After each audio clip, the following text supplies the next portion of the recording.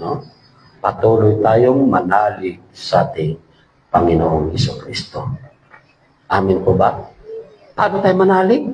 Manalig tayo na hindi niya tayo pababayaan sa gitna ng mga kapigatian na yan. Sa gitna ng kahirapan na ating nararanasan. May sakit ka man o ano pa man nararanasan mo. Patuloy kang manalig sa Diyos na may gagawin siya sa buhay mo. Amen. Huwag kang matakot. May sakit ka, sabi, ano na yan eh. Stage 2 na yung cancer mo eh. Ay, cancer lang pala yan eh. No? Huwag tayong matakot. Dahil kapag kalooban talaga niyang mawala na tayo sa mundong ito, kung kalooban ng Diyos, kahit wala kang sakit,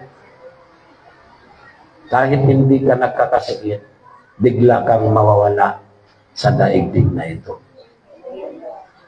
Amen? Kaya huwag kang matakot, may sakit ka man, sasabihin mo lang, may Diyos akong may hawak ng aking buhay. Amen? May Panginoon Hesus ako na kontrolado niya ang sitwasyon ng aking pagkatao. Kaya huwag tayong mag-alala. May sakit man tayo na hindi tayo pinagaling-galing, hayaan mo lang. Hindi mo pa ikakamatayan. Amen. Tingnan niyo po yung isang halimbawa sa Biblia. 10 taon ba na dinudugo? Inaagasan. Baldi-balding dugo. Pero saan galing yung dugo na yun? Di siya naubusan. Di siya naubusan ng dugo. Pero araw-araw, inaagasan siya ng dugo. Hindi lang isang tabo.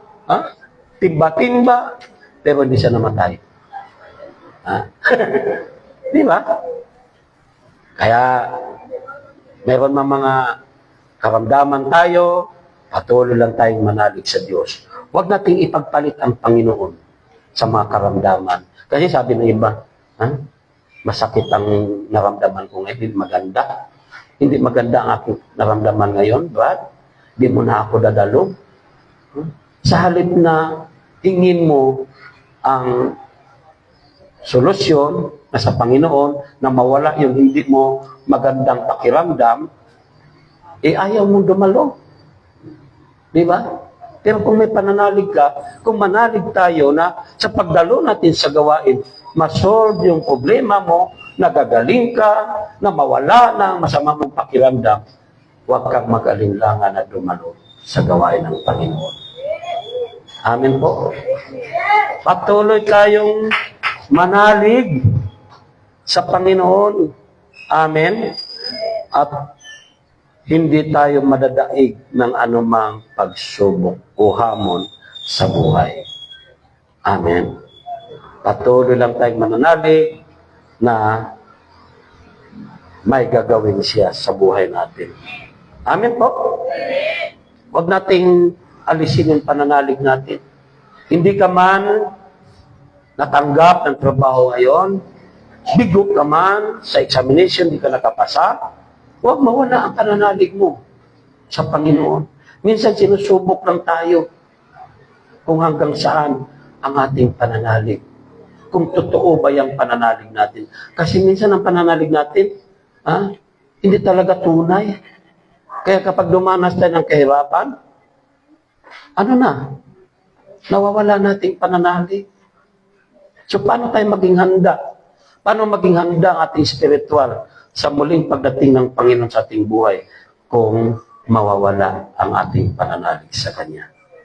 Anong ibig sabihin? Kapag nawala ang pananalig mo sa Diyos, kapag dumating yung kahirapan sa buhay, ipinagpalit mo na siya. Ipinagpalit mo na ang Panginoon. Yun ang tinatawag kong delicates. Delikado. Delikado. Bakit? Makagagawa tayo ng hindi tama.